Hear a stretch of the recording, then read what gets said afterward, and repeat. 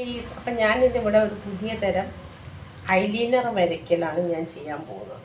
അതായത് കണ്ണിനകത്ത് ഞാൻ ഇത് വെച്ച് കൺമഷി വരച്ചിട്ടുണ്ട്. ഇനി ഐലൈനർ വെച്ചിട്ടുള്ള ഒരു ഇൻസ്റ്റഗ്രാമിലൊരു കണ്ടതാണ്, ഒന്ന് ട്രൈ ചെയ്യുകയാണ്.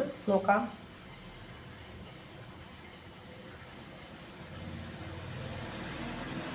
ഒന്നിങ്ങനെ ഇങ്ങനെയാണ് ആ പുള്ളി കൊടുത്തിരിക്കുന്നത് കാണുന്നത്. നമുക്ക് നീളം വേണമെങ്കിൽ ഇത്തിരി കൂടെ കൂട്ടാം. ഓക്കെ, പുതിയ തരം ഒരു മേക്കപ്പ് ആർട്ടിസ്റ്റ് വരച്ച. പിന്നെ ഈ വരേണ്ടത് ഇങ്ങനെ ആരോ പോലെ, അതായത് ഇങ്ങനെ ഇനിയിപ്പോൾ എങ്ങനെ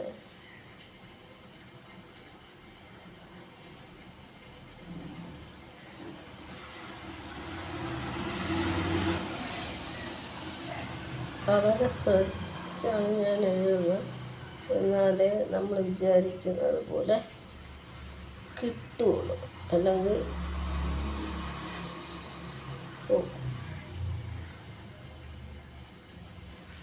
ഒരു കണ്ണെഴുതൽ ഇങ്ങനെയാണ് ഞാൻ കണ്ടത്, ഇൻസ്റ്റഗ്രാമിലാണ്.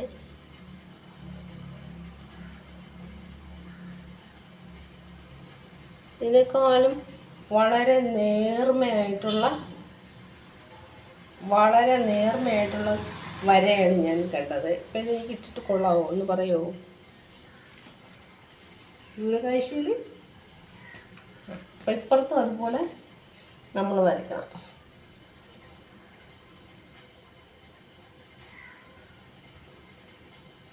ഇങ്ങനെ വരയ്ക്കുക.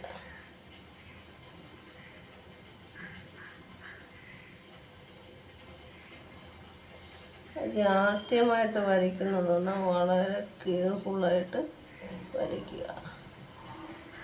അല്ലെങ്കിൽ നമ്മൾ ഉദ്ദേശിക്കുന്ന ഷേപ്പ് കിട്ടില്ല.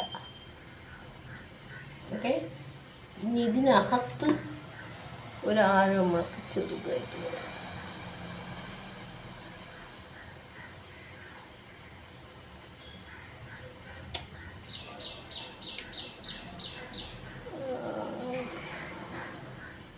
ഒരു വാക്ക് ശരിയായി കേട്ടോ, ഒരു വാക്ക് ശരിയായില്ല. ഒരു വാക്ക് ശരിയായി കേട്ടോ. ഒരാളും കൂടെ ഉണ്ടെങ്കിൽ വരയ്ക്കാൻ പറ്റുള്ളൂ. ഓക്കെ, ഒരു വാക്ക് ഇതാണ്, ഇത് ശരിയായി, ഇത് ശരിയായി, കുഴപ്പമില്ലാതെ പ്രശ്നമില്ലാതെ പോയിട്ടുണ്ട്. നമുക്കൊരു ബ്യൂട്ടി ടിപ്സ് വേണം.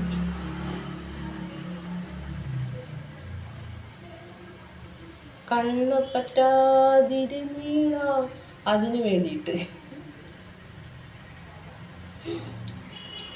അപ്പം ഞാൻ പുറത്ത് പോകുന്ന സ്റ്റൈലാണിത്. മുടി കയറിപ്പോയ ഇല്ലല്ലോ. അപ്പോൾ ഇതൊരു എയർ ഹോസ്റ്റേഴ്സ് സ്റ്റൈലാണ്. പുതിയ കൺമഷിയാണ്. പുതിയ ലൈനർ വരച്ചിരിക്കുകയാണ്. അതായത് ഇപ്പോൾ ഞാനൊരു മേക്കപ്പ് ആർട്ടിസ്റ്റ് ചെയ്യുന്ന കണ്ടിട്ട് വരച്ചതാണ്. കുഴപ്പമില്ല, ഈ ഭാഗം ശരിയായി. ഈ ഭാഗം കുഴഞ്ഞു, കാരണം കലങ്ങിയിട്ടുണ്ട്. അപ്പോൾ ഈ ഭാഗത്ത് ശ്രദ്ധിച്ച് എഴുതുകയാണെങ്കിൽ ഇതുപോലെ നമുക്ക് വരുന്നതാണ്. കണ്ടല്ലോ, ഇങ്ങനെ ആരോ മാർക്ക് വരുന്നിട്ട് അതിനകത്തൊരു കുത്ത്. ഇതാണ് ഞാൻ കണ്ട സ്റ്റൈല്. നമുക്ക് വേണമെങ്കിൽ ഇത് മായ്ച്ചിട്ട് ചെയ്യാവുന്നതാണ്. ഞാനിപ്പോൾ വാങ്ങിക്കാനൊന്നും പോകുന്നില്ല. ഓക്കെ, ഇതങ്ങനെ കിടക്കട്ടെ.